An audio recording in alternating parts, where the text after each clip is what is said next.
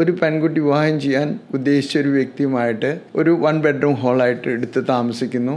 അവരവരുടെ പാരൻസിനെ കൊണ്ടുവരുന്നു. ഒരു 2 BHK എടുക്കുന്നു.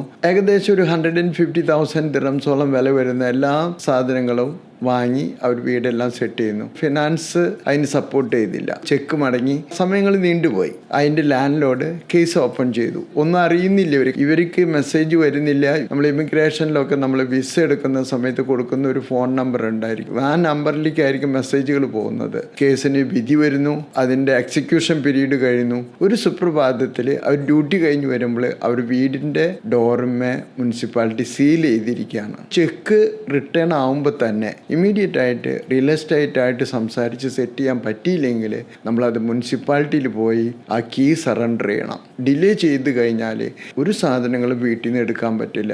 നമ്മൾ ഭയപ്പെട്ടിരുന്ന് കഴിഞ്ഞാൽ ഉടുത്ത ഡ്രസ്സാൽ ഇറങ്ങിപ്പോകേണ്ടതായിട്ട് വരും.